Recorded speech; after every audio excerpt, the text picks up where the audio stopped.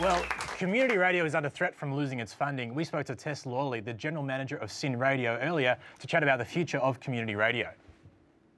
Hey Tess, thanks for coming on the show. Thanks for having me. So Tess, tell us about the future of community radio. So today was a big day for you guys? Yeah, well, it's a little bit uncertain at the moment, to be honest. We've had a funding cut from the federal government, which means that we're in need of $1.4 million per annum in order to keep broadcasting on digital radio. If we don't get that money, we might get pushed off the digital spectrum, which means that pretty unfortunately, at some point in the future, FM might get turned off and there may not be community radio on digital radio. So the future of community radio is somewhat uncertain until we get a commitment from the coalition.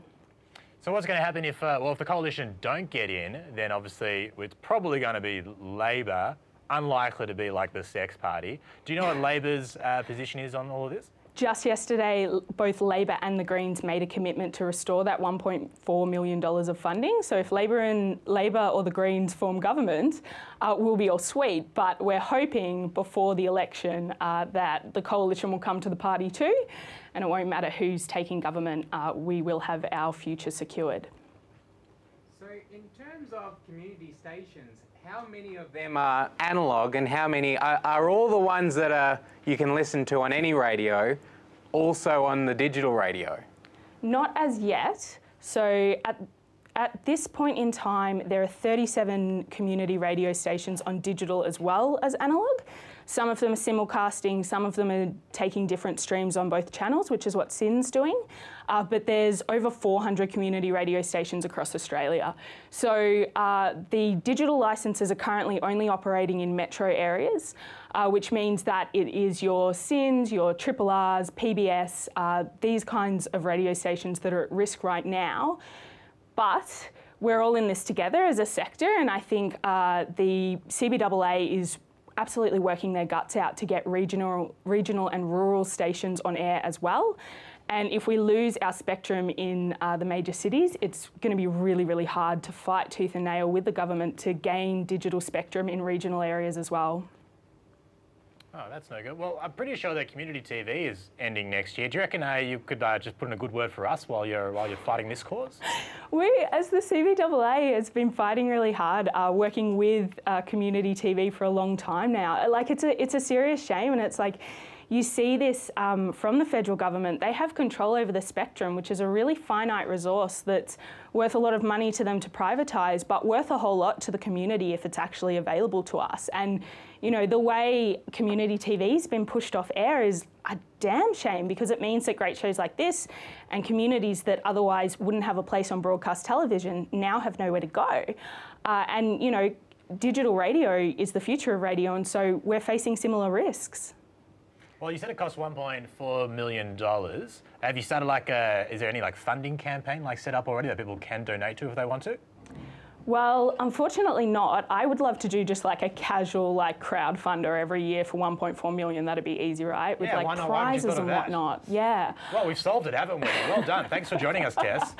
Unfortunately, it's not that simple, because it has got to do with spectrum allocation as well. So that $1.4 million is per annum. So it's an ongoing fee, and it's something that needs to be instated for community broadcasting ongoing. And it's not quite as simple as, say, SYN as a community station can just get enough to cover our digital broadcast. The whole sector needs to be on air. So, but just to play devil's advocate for a second, Tess, because I mean, a lot of people, maybe they're watching this show for the first time, maybe they're tuning into community radio and they hear, you know, the voices aren't quite polished, you know, the things go wrong a lot of the time, and they say, what value is this to me? So what, if we do lose these stations, what are we losing? What's the community? I think the fact that community radio doesn't always sound perfect is a testimony to why we need it. Community radio announcers are real people from your community who are there sharing their genuine views, their genuine opinions. Yeah, it's not like a smooth, commercial sounding voice, but, you know, when we think about those voices, it's a very specific voice that you're listening to, you know. It's a very certain type of privilege to be able to be on mainstream media, and the community deserves to have access to that in the form of broadcast. And many presenters have started their life off in community radio. Hamish and Andy, for example. Started on SYN, in fact. Indeed. So there's real value in being on community radio, and without it, what do you think would happen if there is no community radio? I think it'd be a serious loss to our community. You know, community radio was legislated over 40 years ago in a bipartisan agreement.